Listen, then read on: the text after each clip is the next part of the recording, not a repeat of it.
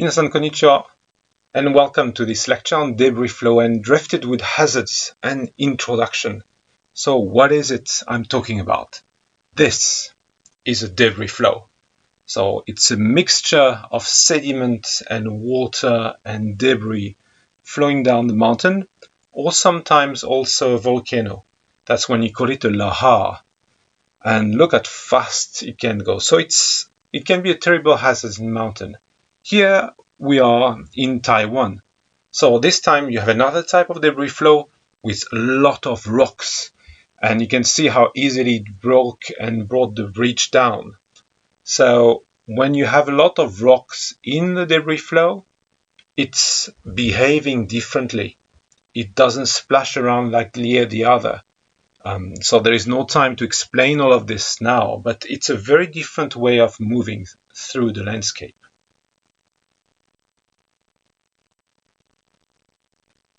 Now, debris flow can also transport wood, and this is what you can see here. It's the drifted wood or wood debris. So, you may ask, well, this is a debris flow, this is a landslide. How does it relate to the sea? We are in Kaiji Kagakubu. Why is it that you talk about these things? Why is it relevant? Why is it important? Well, when you think about our group and what we do, that's how we think about it. It's a multidisciplinary group, and we look at how the sea interacts with land and with people. Some of us look at the microscopic world, very, very tiny things. And some of us also look at the water environment and pollution from land, from the sea, from human activity. And some others look at atmospheric science and renewable energy, like wind energy, for instance. For me, I'm interested in this, the temperature change at the sea surface that can create rainfall, and those rainfall in turn create debris flow. Those debris flow trigger drifted wood, again, that goes back to the sea. So it's this cycle. And this cycle is important because climate change is one of the drivers. And in the mountain, the presence of wood is also driven by population change in Japan. And we need new and safe energies. I was saying renewable energies. You need to be ready for drifted wood and debris flow as well, and understand then how to better interact with our environment.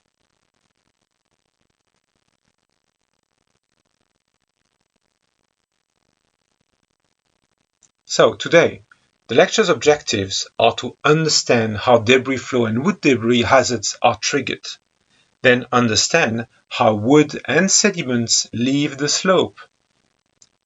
And finally, I want you to understand the hazards at sea from debris flow and drifted wood based on Japanese example. 今日は難しいことじゃないけど、最初の始めとしてはいいと思います。The lecture plan will be about debris flow and wood debris. You know about it now.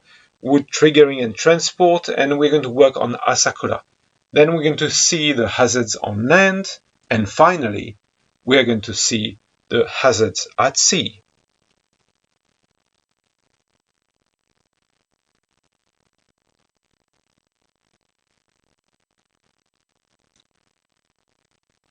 So, now we have a map here of the precipitation, the rainfall, that occurred in 2018 between July 5th and 6th, between 9 a.m. and 9 a.m. the next day. So what we can see is that we have a lot of variation, even at the scale of Kyushu. And at Asakura, we have up to 540 millimeters of rainfall. So it's not a lot compared to other places in Kyushu. When you think about Nagasaki Daisuigai, you had 1,200 millimeters. So twice as much in 24 hours as well. So Kyushu has seen more, but for Asakura, that was a lot of rainfall. That was very unusual.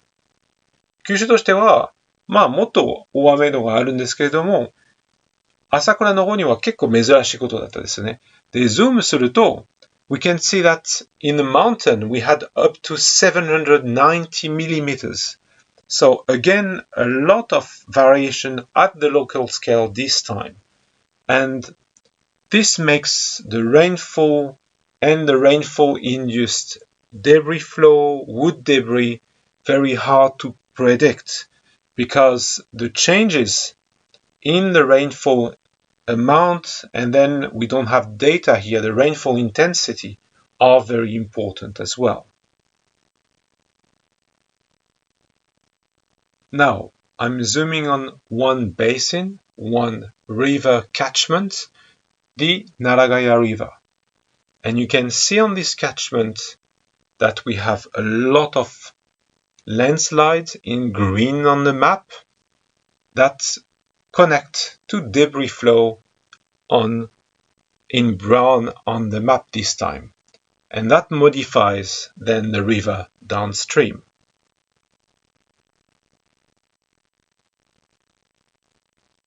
So what I'm showing you here is a 3D data set created from UAV that I have done over there.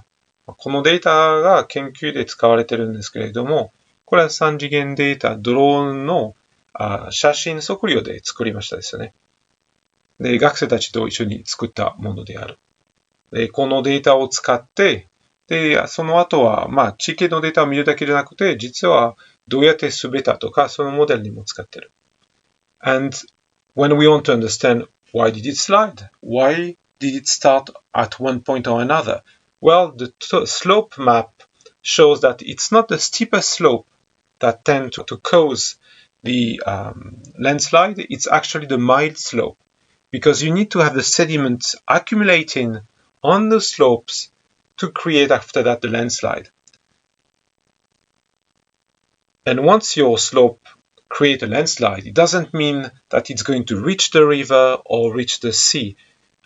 You have a series of landslide here, but when you have slope change or funneling, you're going to see that actually your debris can stay on the slope instead of being exported.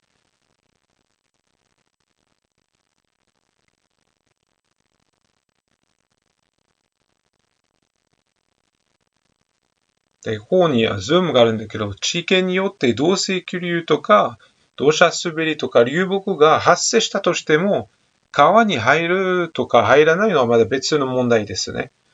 で、ここには見えてるのは、地形の特徴によってもう全然動かなかったんですけれども、地滑りが川の近くの場合は、こんな感じでもうすべて川に流れていって、で、今回は高速道路の橋のところに流木が見えてるですね。We can see that the wood debris are being trapped here downstream.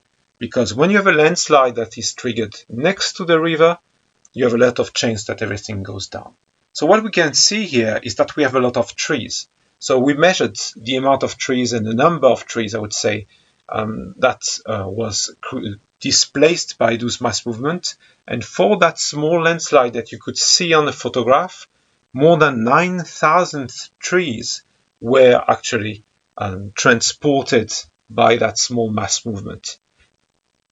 And what we were interested in is the amount of energy. So what we did is we measured the tree size and then the volume, and from the volume with the mass, and then we know that we have between 8,000 and 8,900 tons of wood debris. And when we use that with the speed of the water in the river, then we can get the energy and then the hazards. And when we extrapolate all of those data to the whole river basin, you can see that it's 190,000 trees that went down there for between 160,000 and 200,000 tons. ここはね、すべて川から流れたりではないですよね。途中で止めてるのもあるからね。で、影響を考えたら、今回の映像で見えるのが感じで、町に入ると大変な影響が起こるですよね。で、その流木が堆積物より町に入りやすい。なぜなら、流木が水の上に浮いてるから、それで水害とともに入る。堆積物はね、勾配が緩くなるとすぐ止まる。結構早く止まる。流木は違うだからそれは問題。で、今回と同じで流木が多いと、後で救急車とか警察とか自衛隊とかも動きにくいですね。道路も使えなくなるから。だから堆積物が一つの土石流の問題ですけど、もう一つがもう流木。で、今回の川の幅を見ても、いっぱい流れたから、それまた海までに流れたことってどうわかるですよね。